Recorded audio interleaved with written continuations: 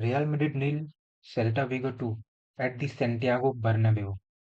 I think season का ये third loss है आफ्टर एटलेटिको एंड लिवरपूल, पर आई थिंक सबसे खराब लॉस ये है बिकॉज टीम में कुछ फाइट नहीं थी, कुछ जान नहीं था, कुछ नहीं, नथिंग। अगर ललीगा टेबल को देखें तो एक महीने पहले कम से कम जब क्लासिको हुआ था, क्लासिको जीते थे, तब बार्सिलोना से हम लोग 4 पॉइंट शायद आगे थे, टॉप ऑफ द टेबल। और अभी एक महीने बाद रियल मैड्रिड सेकंड पे है, ऑलमोस्ट थर्ड कह सकते हैं, क्योंकि विलारियल के पास अभी भी एक गेम है, वो ऑलमोस्ट उसमें जीतेगी ही। लास्ट के 6 मैचेस में रियल मैड्रिड ने बस 9 पॉइंट्स लिए। टोटल 18 पॉइंट्स पॉसिबल में से ओनली 9 पॉइंट्स, इसमें बस 2 विन्स हैं, 3 ड्रॉ और एक लॉस, जो कि आज वाली थी। कुछ लोग बोलेंगे कि रेफरी के डिसीजंस अच्छे नहीं थे, रेफरी हमारे फेवर में नहीं था, सारे डिसीजंस अगेंस्ट दे रहा था, बट वो रेफरी का फैक्टर हम हटा देते हैं। रेफरी से भी गंदा परफॉर्मेंस रियल मैड्रिड का था। रेफरी के कुछ डिसीजंस क्वेश्चनेबल थे, जैसे कि फ्रान वाला I think it was deserve, लेकिन फेरेरास वाला तुरंत ही 2 कंसेक्यूटिव येलो कार्ड्स दे दिए। आफ्टर दैट एंड्रिक को बेंच पे रख दे दिया। आई थिंक एंड्रिक वाला शायद डिजर्विंग होगा, ज़्यादा चढ़ गया होगा तो। बट जूड बेलिंगम वाला जो येलो दिया था, काफ़ी टाइम तक जूड बेलिंगम बाहर था, उसको अंदर आने नहीं दिया, जब आया वो बिना परमिशन के लिए येलो दे दिया। I think that was a bit too much. Last game हमने बहुत अच्छा खेला था, बहुत बहुत अच्छा खेला था अगेंस्ट बिलबाओ। सेंट मामेस में था, बहुत ही डिफिकल्ट स्टेडियम है, क्राउड का बहुत प्रेशर होता है, लेकिन टीम ने बहुत अच्छा परफॉर्म किया था। उसका one of the major reason है ट्रेंट। ट्रेंट उस गेम में जैसे क्रॉसेस आए थे उसके, जो डायगोनल्स दे रहा था, उसमें से टीम को काफ़ी हेल्प हो रही थी। और तो और इस गेम में कामाविंगा भी नहीं था। ट्रेंट और कामाविंगा दोनों इंजर्ड हैं, पता नहीं कब वापस आएंगे। ट्रेंट का आई थिंक फेब्रवरी है, फेब्रवरी में वापस आएगा, फेब्रवरी मार्च कह सकते हैं। लेकिन इस गेम में अगर ट्रेंट होता भी तो आई डोंट थिंक ज़्यादा कुछ फ़र्क पड़ता, क्योंकि ट्रेंट बॉल्स निकालता है, डायगोनल्स निकालता है, क्रॉसेस देता है। अब उस क्रॉसेस को कनेक्ट करने के लिए बॉक्स में कोई है ही नहीं। एम्बापे ऑलवेज एज पे है, विनीसियस ऑलवेज फ्लैंक पे है, तो बॉक्स में कोई प्रेजेंस ही नहीं है। क्रॉसेस आएंगे, उस पर कनेक्ट कौन करेगा और शॉट्स कौन लेगा। बात करते हैं अगर लाइनअप की, तो जावी अलोंसो ने बहुत ही वियर्ड सा लाइनअप चूज किया था। पता नहीं करेरास को एज ए सीबी क्यों खिला रहे हैं। और एक गेम आई थिंक मुझे टीम का याद नहीं है किसके अगेंस्ट था, उसमें भी करेरास ने सेंटर बैक खेला था। और आई थिंक उसमें भी हम लोग ऐसे क्रॉसेस या सेट पीस से गोल खाए थे हेडर्स पे। तो करेरस का ये बहुत ही बड़ा वीकनेस कह सकते हैं, और उसको सेंटर बैक क्यों खिलाया जा रहा है हमें समझ नहीं आ रहा। And Raul Asensio at right back, उसका one of the worst performances of the season था एट राइट बैक। पता नहीं एसेंसियो को आगे विंग पे खिला के क्रॉसेस डलवा के जावी अलोंसो क्या करना चाहता था। राउल एसेंसियो और फेडे वालवर्डे जब विंग्स पे थे फर्स्ट हाफ में, तो उनसे कुछ नहीं हुआ। दोनों ही आपस में 1-2 पास खेलते रहे, ना प्रॉपर क्रॉसेस आए। क्रॉसेस आते भी तो कनेक्ट करने के लिए कोई था ही नहीं। एंड राहुल एसेंसियो के क्रॉसेस तो पता ही है कैसे ही होंगे।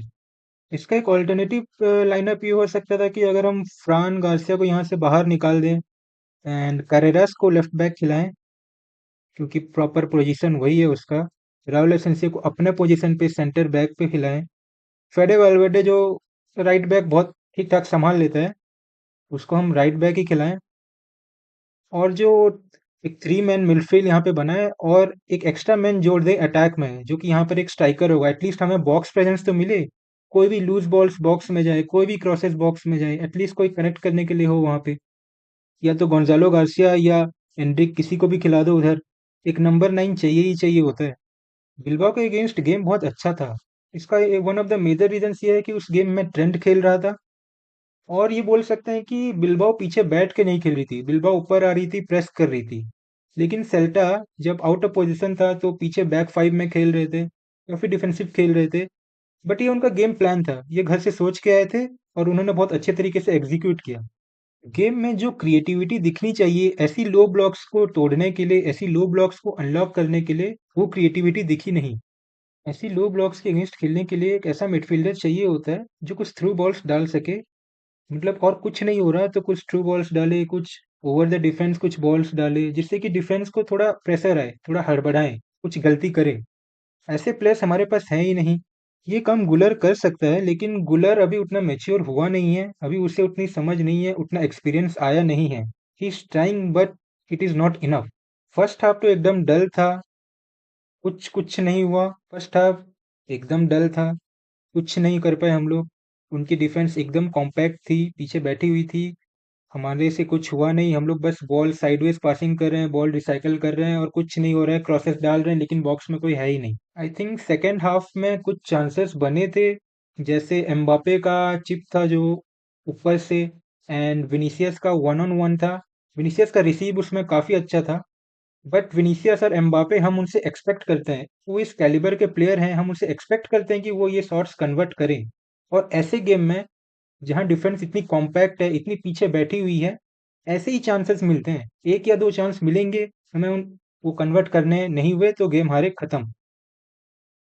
क्लासिको जीते, डर्बी हारे, क्लासिको डर्बी ये सबसे ला लीगा थोड़ी जीता जाता है। क्लासिको का तो मतलब फॉर्म पे कुछ डिपेंड करता ही नहीं है, कुछ भी हो सकता है।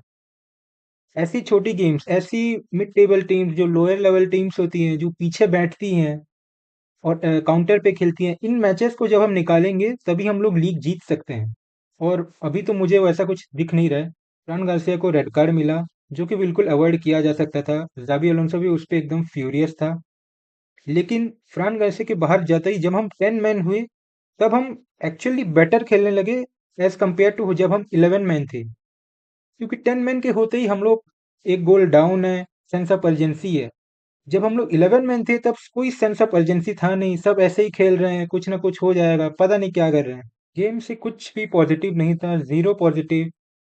लेकिन हम अगर आगे देखें तो जावी अलोंसो के फ्यूचर पे काफ़ी सवाल उठ रहे हैं, और उठना जायज़ भी है, क्योंकि रियल मैड्रिड जैसे क्लब में जो कि बहुत ही रिजल्ट ओरिएंटेड है, रिजल्ट्स चाहिए ही चाहिए होता है, जावी अलोंसो आके ऐसे परफॉर्मेंस देगा तो जाहिर सी बात है कि सैक के क्वेश्चंस आएंगे, सैक के न्यूज़ आएगी। गेम का कुछ पॉजिटिव था ही नहीं, एक्सेप्ट जो लास्ट के 5 या 10 मिनट थे। बर्नाब्यू ने पूरा उनको चीयर किया, विनी, जूड, फेडे, आई थिंक ये तीनों ने ही लास्ट के 10 मिनट में कुछ फाइट मारने की कोशिश की है। जावी अलोंसो के फ्यूचर का कुछ कह नहीं सकते, क्योंकि ये रियल मैड्रिड जैसी टीम में जो कि बहुत ही रिजल्ट ओरिएंटेड होती है, कोचेस के लिए ग्रेवयार्ड मानी जाती है, ऐसी टीम में जावी अलोंसो ने लास्ट 6 मैचेस में, जो कि टोटल पॉसिबल पॉइंट्स है 18, उसमें से बस 9 पॉइंट्स हासिल किए हैं। अब इसमें अगर कोई दूसरा कोच होता तो शायद अब तक सैक हो चुका होता, बट चूंकि ये जावी अलोंसो है, क्लब लेजेंड है, पता नहीं पेरेस क्या सोच रहा है, मैनेजमेंट क्या सोच रहा है। लेट्स सी क्या होता है। नेक्स्ट मैच अभी सिटी का है, बर्नाब्यू पे आएगी। और सिटी का भी इस सीजन फॉर्म वैसा ही रहा है, up down up down up down. लेकिन हालांड बहुत अच्छे फॉर्म में है, अपना एम्बापे भी बहुत अच्छे फॉर्म में है, तो काफ़ी अच्छा मैच होगा, काफ़ी टक्कर का मैच होगा। लेट्स सी क्या होता है। एक और प्रॉब्लम है यार, रियल मैड्रिड की इंजरी लिस्ट जो कि बढ़ती ही जा रही है। एडर मिलिटाओ की 2 ACL टीयर हो चुके हैं, फिर भी काफ़ी अच्छे फॉर्म में था इस सीज़न। बल्कि मैं बोलूँगा कि one of the best defenders in the top 5 European leagues. लेकिन अनफॉर्चुनेटली अनफॉर्चुनेटली हैमस्ट्रिंग की इंजरी हो गई। आई थिंक अप्रैल तक वो बाहर है, अब अप्रैल तक बैठेगा। एंड कारवाल का तो ऑन ऑफ चलता ही रहता है। ट्रेंट का भी फॉर्म आ रहा था, पीक कर रहा था, तभी इंजरी हो गई, बहुत ही unfortunate. David Alaba, Ferland Mendy तो रेगुलर है हॉस्पिटल के। एडर मिलिटाओ वाला यार, आई थिंक वो ऑफसाइड भी था, लेकिन Eder Militao just to make sure वो पीछे गया टैकल के लिए, और क्या ही बोले अब। और कुछ ऐसे भी न्यूज़ आ रहे हैं कि लॉकर रूम और जाबी अलोंसो के बीच अभी बहुत ही गर्मा गर्मी है, प्लेयर्स का बन नहीं रहा है। जो बड़े प्लेयर्स हैं जाबी अलोंसो से सेटिस्फाइड नहीं है, जैसे विनीसियस हो गया, फेडे वैलवर्डे हो गया। आई थिंक ये भी न्यूज़ था कि एम्बापे एंड गुलर बहुत सेटिस्फाइड हैं, बट अगेन विनीसियस जैसे प्लेयर, फेडे वैलवर्डे जो कि कैप्टन है, और रिजल्ट्स भी ऐसे ही आ रहे हैं, तो आई थिंक जावी अलोंसो का फ्यूचर मुझे सेफ नहीं लग रहा है। अगर जावी अलोंसो यहाँ पे सैक होता है तो कोई बड़ा मैनेजर, अगर देखें तो मार्केट में जो फ्री है बस जिडान है, और क्लॉप को कह सकते हैं, आई थिंक, जो मेरे अभी ख्याल में आ रहा है। जिडान पता नहीं वापस आएगा या नहीं, क्योंकि जिडान का टारगेट अभी फिलहाल तो फ्रांस नेशनल टीम है, जो वर्ल्ड कप के बाद उसको मैनेज करना है। उसका काफ़ी टाइम से ये एस्पिरेशन है कि फ्रांस को मैनेज करे। क्लॉप जैसा मैनेजर है जो एकदम जीरो से बिल्ड करता है, रियल मैड्रिड जैसी टीम को सूट नहीं करेगा, that's what I think. But let's see क्या होता है। ये मेरा पहला वीडियो था इस यूट्यूब चैनल पे, और पसंद आया तो यार लाइक करो एंड सब्सक्राइब करो। इस चैनल पे हम लोग ऐसे ही वीडियोस बनाएंगे, ऐसे ही फुटबॉल के बारे में बात करेंगे, मोस्टली यूरोपियन फुटबॉल। एंड या, थैंक यू फॉर वॉचिंग।